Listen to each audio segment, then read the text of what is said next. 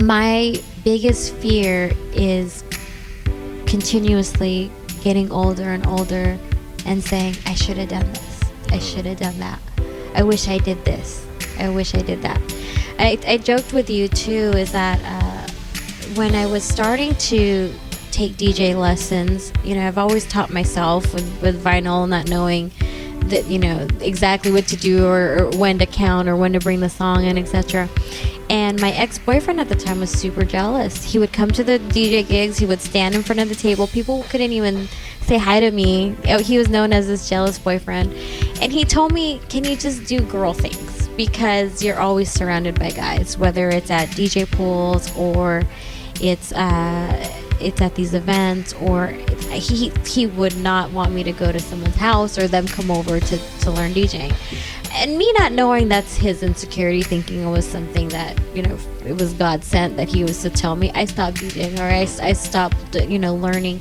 But that's one of those things, it's where I feel, had I not just stopped, at 22 or 23, what would happen? Could I have the best of both worlds and be doing something that I wanted? So I constantly have that whenever there's a new idea of what I want to do. If you don't act now, what's going to happen? Like, if I don't create this clothing line now, or if I don't do this TV show now, then I don't want that feeling of man, I should have done that. And that's what I constantly fear.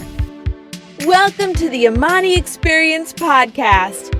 In this podcast, you will experience wisdom, advice, and stories from creatives all over the world. Your host is Amani Roberts, who is a DJ, music producer, professor, avid book reader, and developing salsa dancer. On the show, we love to share the stories of creative professionals, especially people who've gone from the corporate life to the creative life. Once again, welcome to the Amani Experience Podcast. Welcome to today's show. On the show today, we have Roslyn Alba Cobarrubias. Roslyn's an American TV host, producer, an author, speaker, DJ, radio host, entrepreneur, event producer, and marketing executive. She's the co-founder of the global talent discovery video platform called MyDivio. MyDivio was recently acquired by Engaged BDR.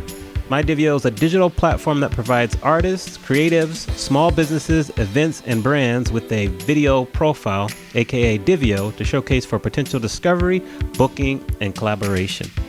Roslyn is also the founder of Little B Girl clothing line and boutique marketing agency, The Third Floor Network. She's currently the host and co-producer of MyDivio Live, which airs on cable network MyXTV. I want to highlight two of her accolades that are really important just to show you how dope she is, to be honest. She was named one of Billboard magazine's top 30 music industry professionals under 30. She was also featured in the Source magazine's Power 30 with MySpace.com co-founders Krista Wolf and Tom Anderson. And in that feature, she was alongside Diddy and Russell Simmons. So Roslyn has it going on. She doesn't even share all of her accolades, which, makes it even better. She's very humble. We had a great conversation. She was very open and transparent. We talked about a lot of topics. I think you're really going to enjoy this episode. So let's get to talking to Roslyn. Enjoy. Welcome back to our podcast. Today we're speaking with Roslyn Alba Cobarrubias. Yay! Yes, I said it right. Perfect. So welcome to the show. I'm very happy to have you here. So thank you very much for agreeing to come on. Yeah, thank you for coming down here to MyDivio. It's exciting to have visitors. You're welcome. Trek through the traffic's well worth it. No worries. Right. No worries. West Hollywood. So kind of start us off with, tell us your story. How'd you get started in business? And we'll kind of flow from there. So how did I get started? Well, everybody, I'm going to go back to where my passion started. So in elementary school, I was really in love with music. So I'd watch award shows with Janet Jackson being on the Grammys, and I'd watch MTV Raps and MTV, and I really had a passion for discovering new music and playing it for others. So in elementary school, I would record the radio. Hollywood Hamilton was on Kiss FM once it was a hip-hop station at the time, and I would bring it into my elementary school lunch times and play it for the other students. And that really gave me that first experience in music marketing or DJing, whatever you want to call it. And it didn't become a real job or a business until probably high school and college, when I started I started my first year at UCI studying political science. I was going to be a lawyer. And I just wasn't in love with it as much as I was in love with music. And I tried a few things, and I started a radio show in college. And I think that was really the catalyst to being a part of the business side of the music industry. So even though I was in college and I was interviewing, Jurassic 5, Dilated Peoples of 1998, so a lot of the great hip-hop icons that I loved as well growing up, Gangstar, Tribe Called Quest, De La Soul were some of those artists. And once I started talking to a lot of these artists, especially when they were in Los Angeles, I realized how much they still needed marketing support. And to me, they were icons. Like, Tribe doesn't need any help. They have 4 albums, and you don't understand the inner turmoils that's going on them. Or why does the Far Side need help booking a show, etc. And then I started learning more about this, and that's when I learned the business side of it. So I started producing events, and thanks to DJ Vice of Power 106, he was a real person that really got me into promoting and producing concerts. And that was the business side that I learned, is taking artists that were featured on my radio show, learning the marketing side, learning how to get their music out in a real way to people to listen, to purchase, to buy, and then showing them at a concert to then do reciprocal effort and getting people to buy their music. And it started going on and on. From there, I started booking shows and I started producing concerts, and that led me to actually getting my first jobs in the music industry. Okay, and then from then, how'd you get to where you are right now? Oh, I mean, long story short, I was just on Drama's podcast, and it took us 2 hours to go through this story. But long story short, I did a lot of interning. I did a lot of studying of, I didn't even know what I wanted to do exactly in the music industry. I didn't even know what kind of jobs it was. If you didn't sing or you didn't rap, like, what was left for you? And so then I started interning at Radio Express, at Radio Disney. I was like the street team person hired to work at the malls and get people to play the games and give out items. At Radio Express, I was helping produce the radio shows. And then I eventually became the director of marketing of the National Association of Record Industry Professionals, NARP, which was a networking organization in the record industry. And once I started getting involved in that and learning the exchange of the creating of the social currency and getting people to connect and build their businesses or build collaborations, etc., that's when I really understood what I wanted to do in the music industry. And it didn't matter whether or not I was getting paid to do it. That was just going to be my purpose, and that was going to be my staple to my career.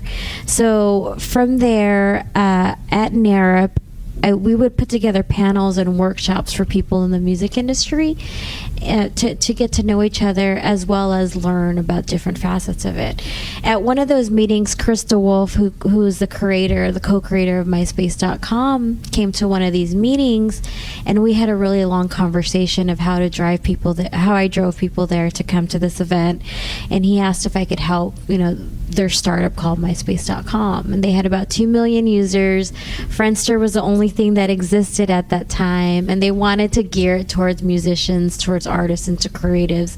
And it created a whole marketing strategy of going directly first to artists and then bringing their fan bases, as opposed to going to the consumers and the customers, trying them to get on and then bringing the artist on later. And it was actually the reverse. And now it's common sense that people use influencer marketing in anything that they do, but I think we were really the pioneers in developing that strategy. And those first few years of MySpace was really trying to get any and every artist on the platform. I was using events. Our first MySpace party was with the Black Eyed Peas, which I met through the radio show. The Far Side were heavily involved. I released mixtapes, MySpace mixtapes. I created MySpace, a place for hip hop. Nice. Good. Because there was no place for hip hop at the time. There was no Hip Hop DX, Hot New Hip Hop, etc. They were just still launching. So I knew that hip hop could have a heavy place on the internet if we were able to digitize the mixtape system, the record pool system, the just gaining fans, and the way that we hand out flyers. Imagine us learning that and being able to get people into a club through flyers. Imagine if we could do it digitally. Right. And using email was just starting out. So once we really capitalized on that, that's when MySpace took off. I thought I was going to be there for a year or two as a .com. I worked at .coms before as like a programming DJ. But it wound up being, 10 years of my life. Wow. And it became the #1 site in the world. And I had to travel to London, to Mexico, to Miami, just building these new MySpace offices once we got purchased by Fox. So from there, that led me into eventually creating my own business. Okay. So that's a long story short. Hopefully not too long. That's a good story, though. Good story. What were some of the most valuable lessons you learned when you were at MySpace? The most valuable lessons, number one, I think I said it at Camp Spinoff, is that it's really quantity over quality. I think back in the day, because we wanted to get so many people on the platforms, we promoted the more friends you have, the cooler you are. So we had people that weren't necessarily the greatest of talents, like the Tila Tequilas and of the world, that were topping the charts because they had the most friends and they were just adding everybody and anybody. So the friendships started to become ingenuine on the internet, and I think that was really the first time people were creating friendships outside of their real friendships that were these fake friendships online, right? So, but it also worked an advantage. So I worked with Drake and Justin Bieber and J. Cole, a lot of these artists early on when they really took advantage of having these huge fan bases online. So it was a gift and a curse. It was learning that you definitely want a quantity. You want a lot of followers, but you want the real fans and the people that are going to purchase tickets to your shows, that are going to listen to your music and share it, and not just any random person. And secondly, I really understood and I capitalized on the value of networking when I was at MySpace, because a lot of the times from music labels or from managers, they all told me no. They didn't want their artists to create online profiles. They didn't think their artists would, because it would pull away the mystery of the artist, etc. So I had to tap into my relationships and these artists that I helped before, whether it's through the radio show or through booking their shows, and say, hey, Fife, I'm going to create this MySpace page for you for Tribe, and Farside, I'm going to create this page for you, and Little John. And they actually created their profiles, and utilizing that networking system and being able to then get them opportunities through the use of MySpace really made the site exponentially grow, because people were seeing real opportunities off of this. Now Fife is playing a show in San Francisco. The Farside's doing this. So it really helped me in understanding that digitally connecting people and then establishing that network and that relationship can continuously grow. And I've lived with that for the rest of my life, and my career is really understanding that exchange of the social currency, basically, especially if money's not being exchanged, which there really isn't a lot in the music industry. People think there's a lot, but there's not. And you have to really rely on your relationships, and you have to really rely on volunteering and getting that information yourself, rather than getting paid for a lot of these different things. Right. So you spoke about networking and relationships. So Roz and I, we met at Camp Spinoff 2 years ago, And so we kept in touch, and then 2 years ago. Wow. Time flies. We kept in touch, and then Roslyn's one of my students, so I helping you learn how to DJ. We're still going to get back on that project as well. So maybe speak about the importance of networking and kind of how that's helped your career overall. Right. I tell this story all the time. I was young. I was in college, and I had my radio show. I was super excited, and I was just everywhere and anywhere with flyers. Of course, we had the club with DJ Vice, so it was called Third Floor Radio, standing for past, present, and future, connecting the 3 levels of positive hip hop. Okay. Anything from Tribe to, I think, Talib and Mos Def were the new artists at the time, and Common. So I really wanted it to be a hub for positive hip hop. Well, I met with my friend. He actually owned a gym, and I talked to him, and I said, can we have a networking meeting? Because I learned this word networking from probably reading the Source magazine or something like that. And when I went to go meet with him, I had a stack of flyers, and I said, hey, I want to promote my radio show to all of your people at the gym. I know that they all love hip hop, because it was really kind of a hip hop centric gym when you'd go there and they would play it. I have all the artists that they want to hear, and we have these events, etc., that I think they would want to go to.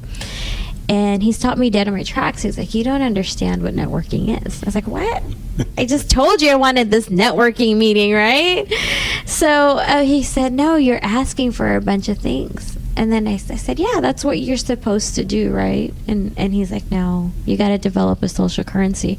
So I went back to the table. The meeting ended short. And I was like, what does he want? And then I started thinking, what does he need? And he needed help in getting people to the gym and getting people awareness, etc. So I came back and I said, look, why don't we offer people a discount if they hear about your gym for the first time when they come in? You could come into the radio show and talk about your gym, etc. So then we exchanged, we networked, and we were able to help each other out. And from that point on, I really understood that, again, the exchange and understanding that even when you're starting out, you have to have something of value before you ask for anything. And where that helped me is that the National Association of Record Industry Professionals, the way I became the director of marketing is I went to one of her seminars, and I was in the audience, and she said, hey, I don't know where our next event is because I don't have a venue yet.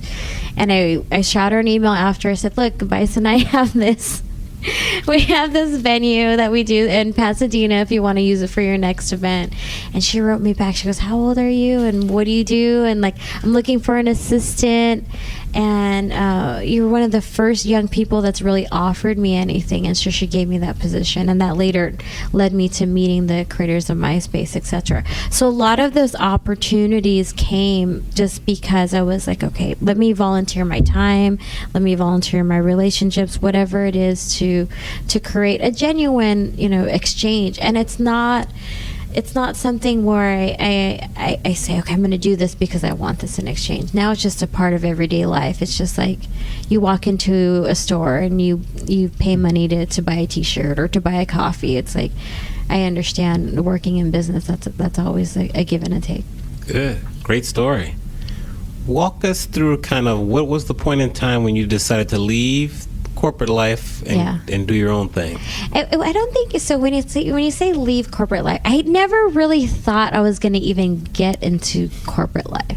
So when I started at MySpace, I was 24 years old. I was still DJing at the time, and I had a clothing line called Little Brown Girl Clothing. So I said, I'm never gonna have a full-time job because I'm gonna just DJ, and this is what I wanted to do, right? And we would play a lot of clubs, a lot of Hollywood clubs. We would travel, especially once we started MySpace, because then we had to have these MySpace parties everywhere.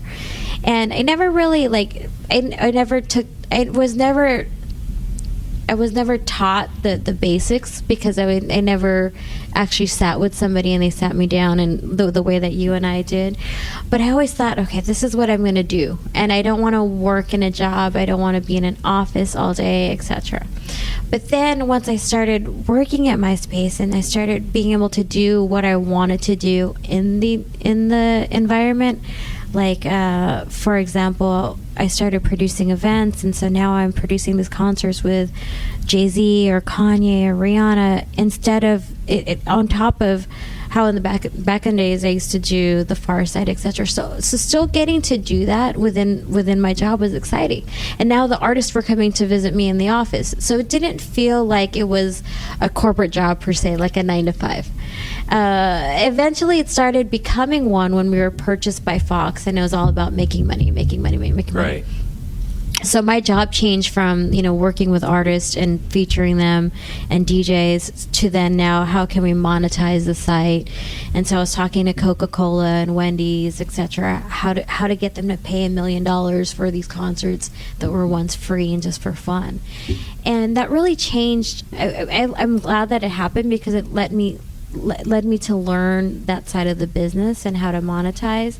But it also took away some of the passion. I stopped DJing for the last probably 4 or 5 years. And I think when I say corporate life, I realized at the end of it that I didn't want to work for anybody, and I associate corporate life with working for someone. So even though I was 24 years old when I started, I just asked for a consultancy fee, or whatever. I don't even know how to say the word. Consultancy fee. I didn't ask for a salary or benefits or equity or anything like that. I didn't know about any of those things. I was young. So when I was out there for about 10 years, and everybody that was there in the beginning was no longer there. Even Tom was gone, which was weird. And I realized a lot of these people started their own businesses. And, Tom was just traveling the world as a photographer. And I realized if you don't own it, and you're just working these salary jobs, you can climb to the top, have the highest title, but you still don't own something. So that day, I talked to every company, Twitter, Pandora, Spotify, etc. I was offered great positions, vice presidents of these amazing companies in some cases. But then when I was in those meetings, a lot of them were like, yeah, you can come here, bring all the artists that to use our app or to use our streaming service, whatever it was. And then it felt like, wow, this is the only reason you want to hire me. and mind you, it's an honor to feel that, but at the same time I said, wow, you just want to give me a salary to grow your company, to potentially sell it, and then everyone else at salary, they get whatever that they get. And at the time I had made over $50 million for MySpace, and I wasn't a part of the sales team, I was a part of the marketing team, so we didn't get a lot of those commissions, etc., that the sales teams got. And so it started making me realize not just about the money, but just how it all works. So I told myself I never want to work for someone else. And so rather than take one of those positions at those music companies, I said I'm going to create my own company and I'm going to own it. Even if we made $100 that year, I'm so glad that I can say that I'm the founder, I'm the owner, and that's what changed me to living from the corporate life. And now I can do as I please. I can come and go, and I'm not necessarily tied to a 9-to-5 because I'm a part owner, but I do so because I'm passionate about it, and I want to be here for the success of the business. So I never wanted that. Ever since I was a DJ, I was like, at any time I want to say. I still want it till this day, even though I'm not playing. But to be able to leave I want to leave for a week because I'm DJing a wedding in Cancun. I want that opportunity to be able to do so. We're going to work towards that. We're going to get there very soon. Don't you worry. Yeah. I mean, the opportunities are already there, and I've done that a couple of times. But that was really the main objective. Is like, number one, not wanting to work for somebody without receiving the reciprocal value of what I was providing, and not owning it. And number two is just that corporate life of having to mundane to go into a job and work for somebody else and not necessarily put a lot of the input that I wanted to and passion behind it. Yeah. And following somebody else's direction. True. A lot of people think that the entrepreneur life and kind of being your own boss is, real kind of glorious. You can take off when you want to, go to vacation when you want to, but it's not like that. It's hard work. Yeah. So for creatives like us who are looking to be successful, what are like some important characteristics, and what's important for creatives to be successful in like the entrepreneur life? It's funny because Gary Vee talked about it, and I was at this conference right after Camp Spinoff called World, and he said the word entrepreneur has been marketed like it's such a great thing, and it's not. It's like it gives you so much anxiety. Today I woke up with a headache. And you're not working just 9 to 5. You're working 24/7. Yes. And I think to be a creative and to be an entrepreneur, you have to really understand your strengths and understand your value. And in the same way that you would go into to apply for a job, you're constantly applying for jobs to people that you meet. So once you know your strengths, right? Say it's for yourself, you're a DJ.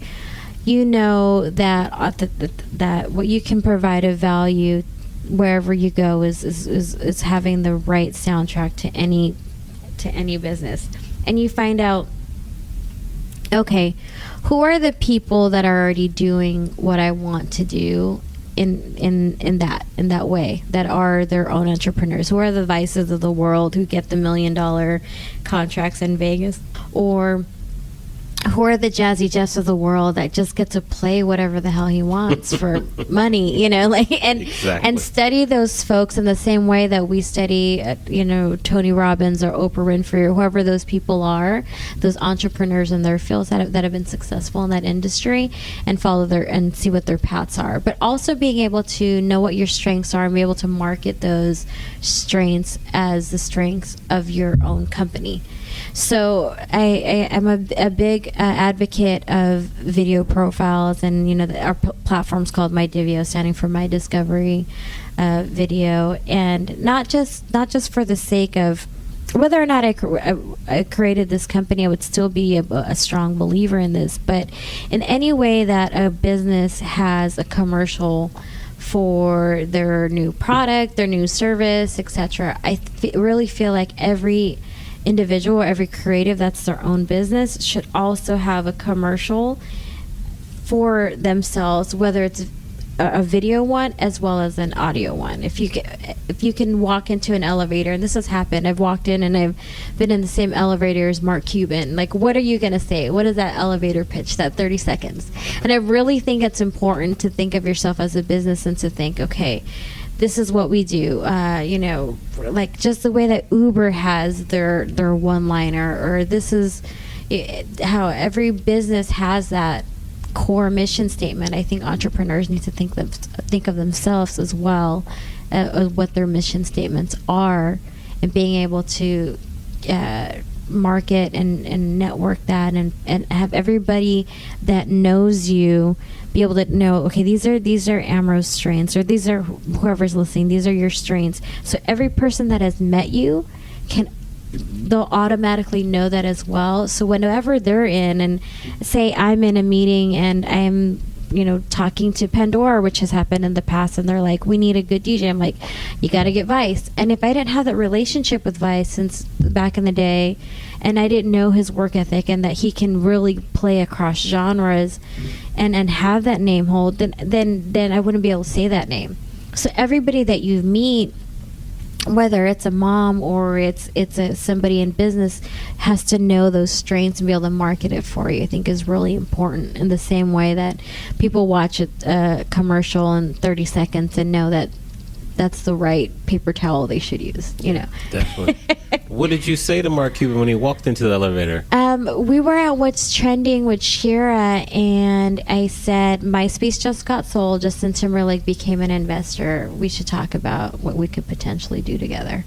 And he's like, take my number down, take my email down. And I think his email was like something like mark@markcuban.com. Something crazy easy. And he wound up having a meeting with my CEOs after that. And it was, Nice. I don't know exactly know what came after that, but it was like, okay, what are those touch points? And you know, I think I said a little bit more than we just got sold, but we were about to reignite the brand and JT's involvement, and you know, we've always been a cultural influence, etc. And he immediately understood, and that happens all the time. You see, you'll run into people. I mean, you meet people all the time, right. Even especially at Camp Spinoff. Yeah, you're at Philly Phil, Little John, and all those guys were there. Z-Trip. Yeah, and and a lot of the times it will happen in a casual setting where you can't necessarily say, hey, Z-Trip, I'm the best DJ in the world, because he's one of the best DJs in the world. But what you can do is just show them who you are and have a really great aura, so that they will want to necessarily just learn more about you and learn more about how they can help you. Yeah. And I think just being a genuine person and start from that, you know, opportunities will come. Definitely. Yeah. I think at camp there was a bunch of us bonded with Z-Trip and a bunch of Tina and Candace over books. Yeah. So now we have official Camp Spinoff book club. So Awesome. I want to be a part of that. All right, I'll invite you. We're reading one book right now, The Subtle Art of Not Giving a Fuck. Really? And so we're reading that now, but we'll clue you in. By who? By Mark Monson? Yes. Oh, this is so crazy. Because I was just looking up Gary Vee's book today, and I was reading the description of that book because it somehow came up in my Amazon feed. Yeah. Whoa, that was literally about 15 minutes from now. Okay. I'm a strong believer in synchronicity. I know you want to ask about books, but well, yeah, we'll get to that later. we'll get that to in a minute. But that's really crazy. That's okay. Cool. You touched on it a little bit before. Tell us why you love what you do. Why do I love what I do? Because nobody really knows what I do. I always wanted to be Tommy from Martin or Chandler from Friends, where they're like, what does she do? Right. You know, is she getting paid for that? She's at Camp Spinoff. She's at South by Southwest. But she's sitting here in our high school and she's talking to us.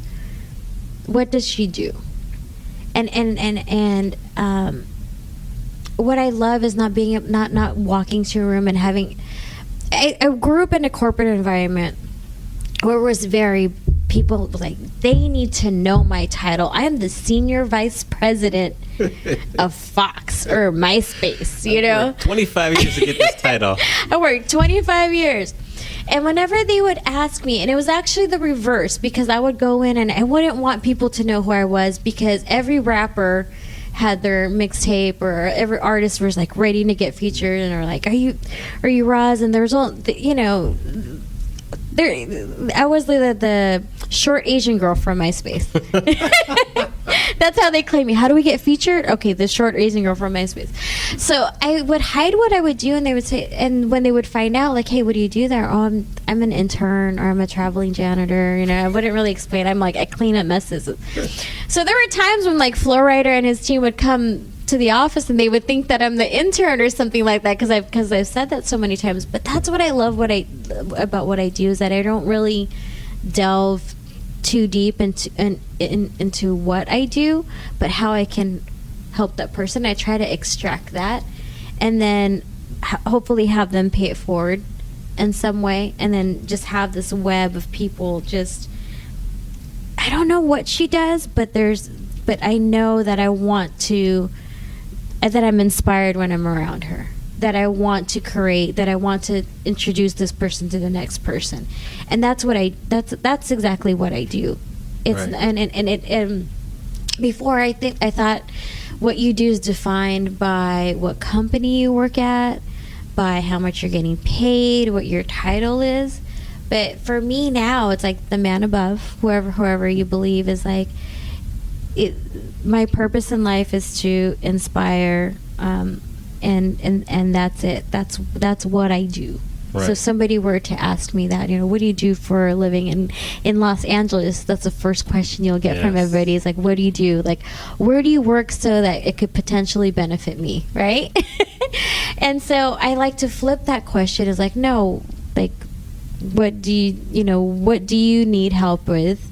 And what do you do so you can help somebody else? And that's what I love is that nobody really knows, and I'm going to keep that a secret. As many panels and workshops and speaking engagements I do, nobody really can pinpoint. Okay, this is what she does. Whether it's TV producing, writing ebooks, or speaking, or just running our company. I just love people not knowing, but being inspired to wanting to do something, right? Because of having a relationship. You're just Roslyn.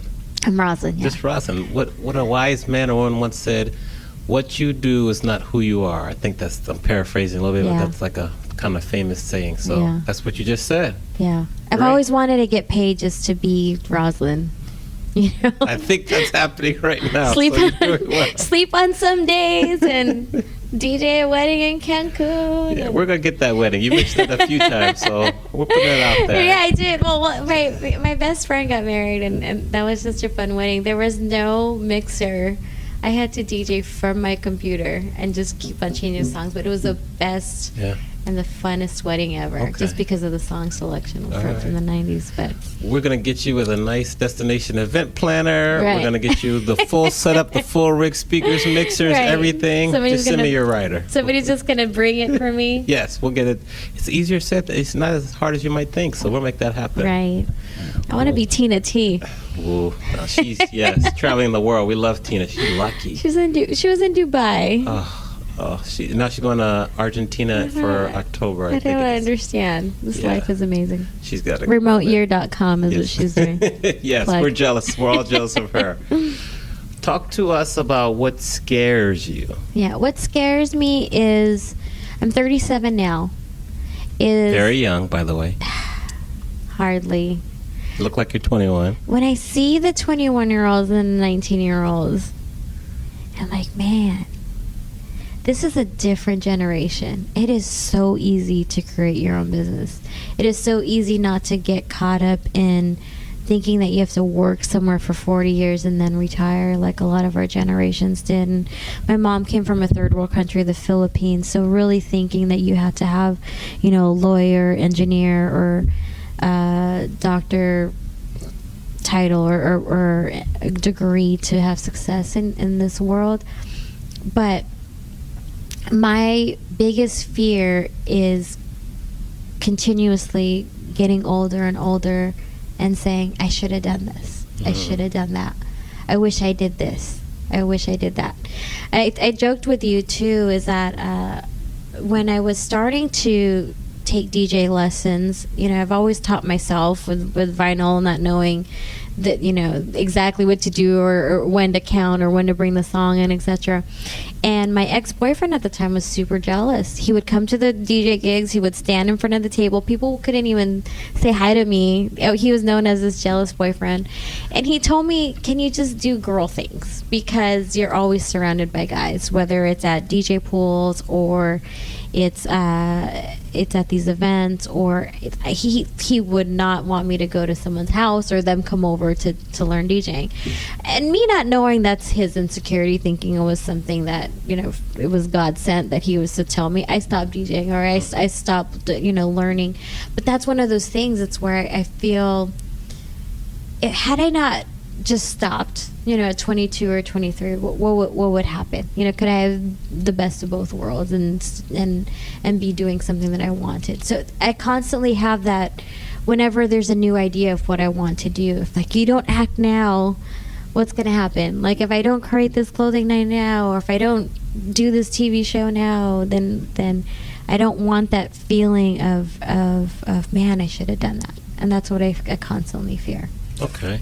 That's kind of a segue to the next question. So say you were in Starbucks and you ran into 21-year-old Roslyn. Yeah. You were able to sit down with her for a couple minutes and give her some Yeah. advice. Oh, wow. What kind of advice would you give her? Well, I'd say, take off the overalls. Okay, it's okay to be a girl. Put your hair down. We'll leave a picture of Roslyn in overalls in the show notes. We'll send You don't that have over. to break dance in Starbucks. But I think it is that thing is like just do everything that you can that you're passionate about and don't fear anything. A lot of the times we stop ourselves before we even walk into a room. They say that in elementary school, I say this story all the time, that they ask everybody, how many of you can paint or dance? And then everybody raised their hand. In junior high school, they ask the same question. Half the students raise their hand. In high school, quarter of the students. And then in college, they ask the same question. How many of you can paint or dance? And only a few people raise their hand. They're asking how many of you can paint or dance. Everybody can do the two-step left to right. Everybody can pick up a paintbrush and put paint on a canvas. But for some reason, as we get older, we start to compare ourselves and we think, okay, I can't do this. I can't pursue this because I'm not as good as this person. And so I think I would tell my 21-year-old self is just do it, And I was wearing Nikes at the time, anyways. That probably would fit at that time, but just take the effort, Just learn everything that you want to do and don't be afraid, and just enjoy the experience. Ask for equity Well, when you're yes. helping out new Yes. companies as well. That would be another lesson. Great lesson. But those couple of things is I wear a bracelet now because it was given to me by Riz Cappy on Instagram. He's actually J. Cole and Trey Songz's videographer, and it says faith over fear. For years, I've had anxiety, and I've had times where I get nervous, and whether it's DJing or it's walking into a boardroom and having to do a presentation. But it's like letting go of that fear and that worry is something I would tell my 20-year-old self is relax. Okay. And so as you've gotten older, what have you done to kind of get over your anxiety or kind of feel the fear but do it anyway, as some famous people say? Well, that's exactly what you got to do. I saw an anxiety counselor, and there were certain things that would trigger it. Because I had my first anxiety attack. I told the story before. It was the day that I had it was I went to E40's listening session, then I went to Kanye's 808s. I was at the office all day, and the next morning I had to fly to Atlanta to give Drake the Best New Artist Award and produce a show for Lloyd.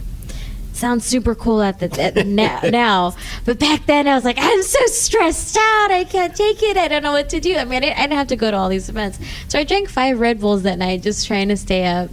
And at that time I would wake up at 6 a.m. to drive. I would commute from Orange County because I never wanted to let go of my condo from college.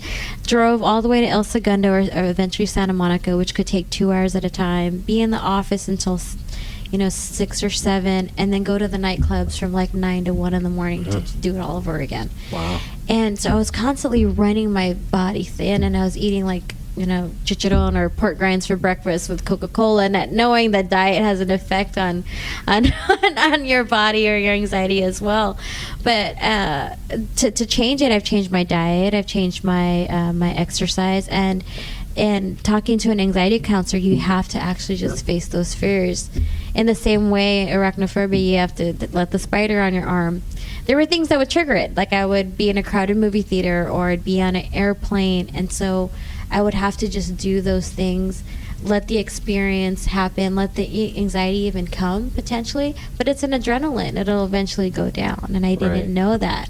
But it makes you feel like you're having a heart attack, makes you feel like you have to leave the room. But once you actually get past that pain point, you'll be fine. I mean, even just recently, 2 years ago, I was doing an interview with Forbes, and I had an anxiety experience in the Forbes interview, and I wanted to leave the room. I was sweaty, and I was mumbling my words, and the interviewer was clearly understanding that something was going on. But after 5 minutes in being there, and I just stayed through, I was able to do the entire interview. But had I just left, that interview would have never run up, So I think just challenging yourself into. That's why I wear this bracelet, because every time I want to leave a situation, I'm like, faith can be, anxiety can be to one of two things. It can actually be fear, or it can be excitement. So you take the excitement route and then see it as positive. Nice life lessons there. Interesting. Whew, that's good. You've met a lot of people throughout your career. You're going to have a lot more people you're going to meet. Who have been some of the most memorable people you've met throughout your working life? Oh, wow. That's a really good question. Nobody's ever asked me that. In what way? In just someone who maybe left an impression on you, someone who really just from talking to them inspired you, and just you still remember a conversation you have. It could be a minute conversation, an hour conversation, just people that kind of... Yeah, there's a couple of people. So the first was Justin Bieber. Scooter Braun. We were working on a lot of Asher Roth stuff together, and he kept mentioning this kid named Justin Bieber.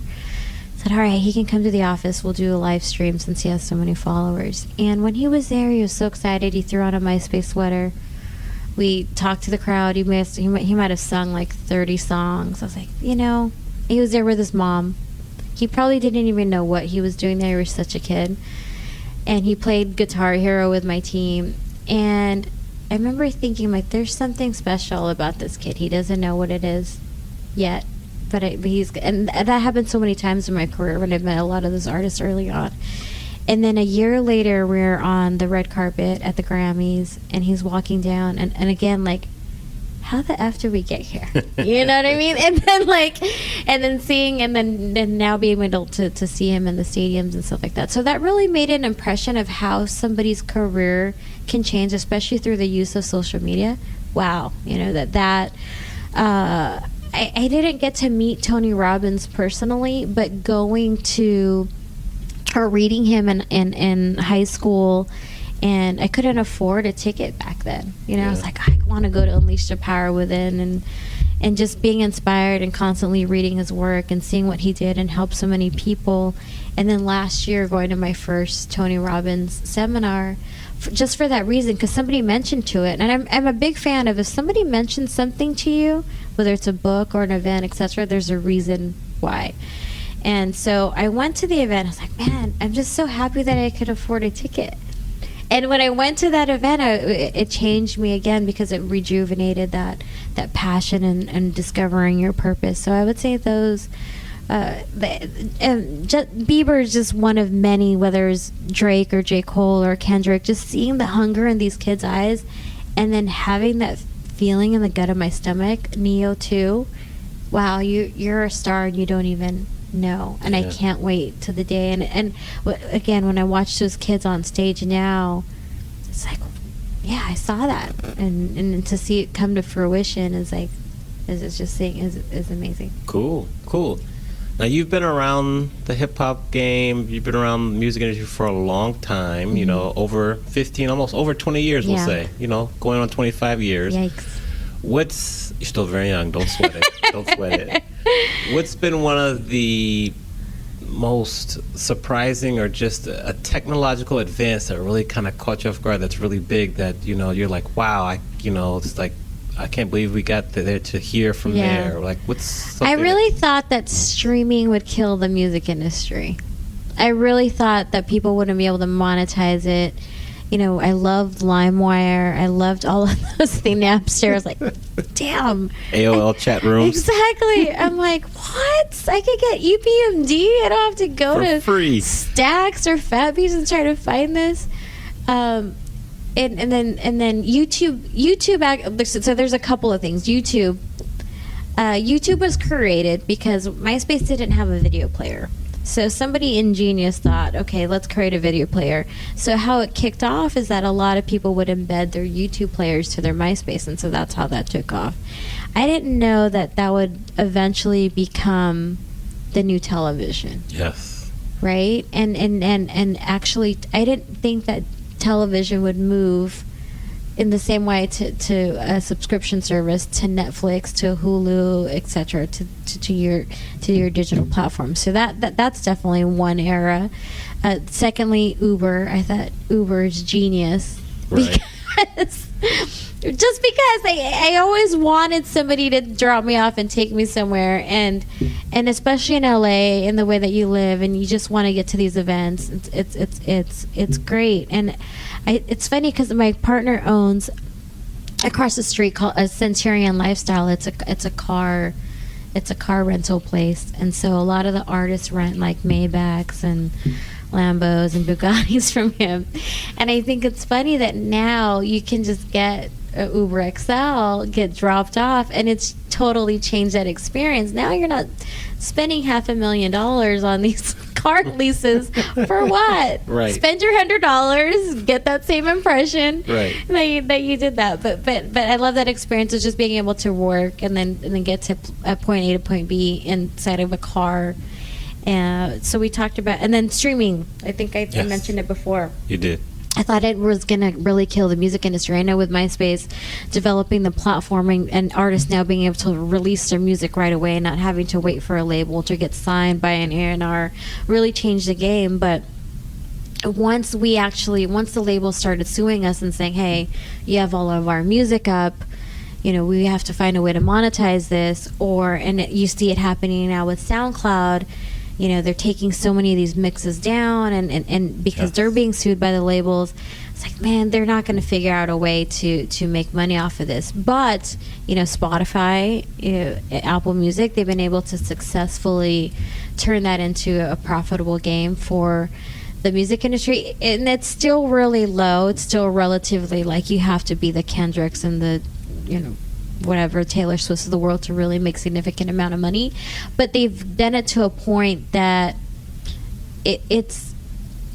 there is a new chart. There is a way to become platinum and through streaming, etc. And it didn't completely kill the whole aspect of the music industry. Yeah, good answer. What are your feelings on the current state of hip hop? It's a hot topic. What do you think about hip hop is now compared to when you first were starting? I feel like I'm that grandma, and and I feel like I'm that person that's like that won't use Serato. Like, I still have my vinyl. You guys don't know what you're talking about.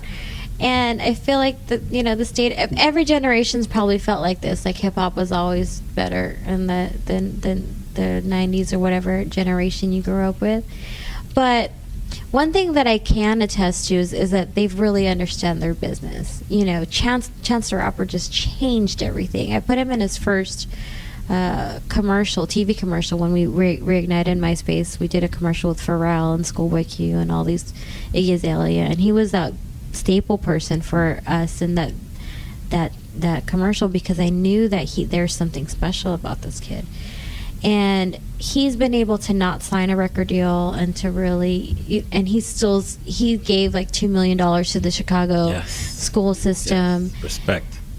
And you have that end of the spectrum, but then you also have, the SoundCloud generation, just rappers just really feel entitled, and they're rapping, they're fighting people, or they're just saying these really derogatory things to try to win fans. But I think it's a smarter generation, and they really understand how to manage their business and know what to ask for. Like the TDE guys and the Kendricks, etc. were like, no, we'll get a deal, but we already know we have our fan base, so you have to give me X, Y, and Z. And I think that's the state of hip hop, is that they know how to release music themselves. They know how to tour themselves. So there's guys like Russ. There's a lot of these artists that can just. They're manage their own businesses. And then if you talk about the influencers, that's a whole other career that they have for just paying for sponsored posts, etc. We have a new company called Iconic Reach that helps brands connect with a lot of those influencers to then do all of these sponsored posts. Like, right. Wow, you get paid $25,000 to pay to post about a movie just because you have 4 million fans. Genius. That's some people's salaries for an entire year. The new commercial. Yeah, the new commercial. So I think they're very business savvy, but I do feel like we're missing. There's an exception to the rule. There's a few greats that are able to lyrically say things that are just as powerful as a Tupac or a lot of the guys we grew up to, a Jay-Z or Nas. Biggie. Yeah, Biggie, right? But I feel like it still doesn't hold a candle, and that might be from being older. I'm not Lonzo Ball saying that Future and Migos are there are like who's Nas, but I mean it's always gonna happen. But I do feel even as we get older, we're still saying the '90s was like the greatest era of music. Yeah. That's going to go down, continue to go down as one of the best. But I feel like eras, our parents say that about the '70s, and some of the best music was made in the '70s. Let's see what happens 20, 30 years from now. We'll have to reconvene and reevaluate. Just now, thinking that Nas is considered like I can't think about it. The James Brown of hip hop is crazy. Yeah. So you mentioned before about some of your habits. What are some new habits you've maybe added in the last couple of years that kind of help you to continue to flourish? Yeah, definitely the exercising thing.